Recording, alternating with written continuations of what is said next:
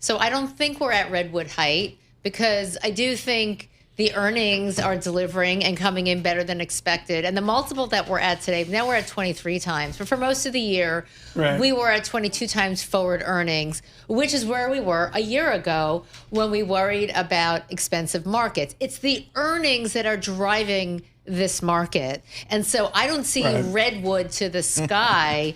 I see a very careful path upward climbing that tree. And out of the Fed, we're doing differential equations today. Okay, let's look at a quadratic glide path. Sure. Of we're spending all this money on CapEx.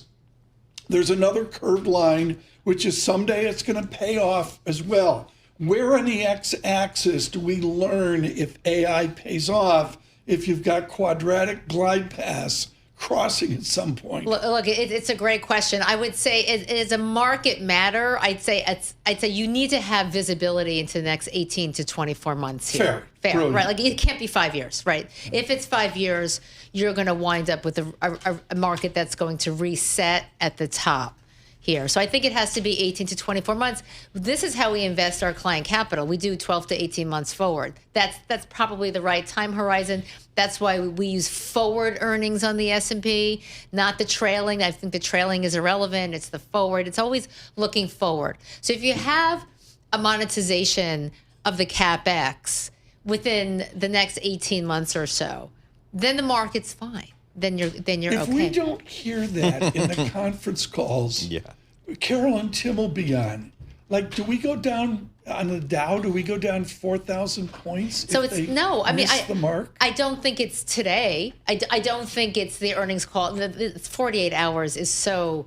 Let's call it rich. It's a rich 48 hours. You know, it can be up for 2 days straight, just on what could affect the markets. It's not today, but it has to be some visibility. And as you know, some of the companies that have actually shown to monetize some of their investments earlier have done better than others. Sure. And where there was a question about it, I can't talk about specific names, but you saw the stocks languish for a year or 18 months because there's investment with no payoff. So it is very clear that there has to be some, ROI here coming down to the bottom line. How do you think about the one big beautiful bill? A lot of folks are saying that's going to be a real driver for growth in 2026. We're worried about tariffs in the short term, but how about in 2026 with some of the legislation that has passed? So I think it's a huge driver.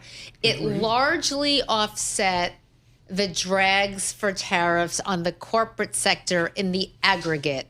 And I'm saying that slowly and clearly because not every company, for instance, a furniture company, is going to feel the effects of the one big beautiful bill.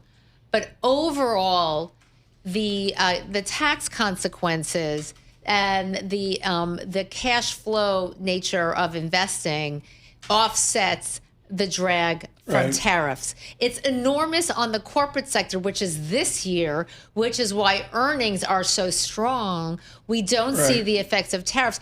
And in the first quarter of 2026, you have the consumer support coming from the tax code. So refunds from the IRS, February, March, and April. So you're supporting the lower end of the consumer that are available to get these refunds while you're supporting corporates. It's huge.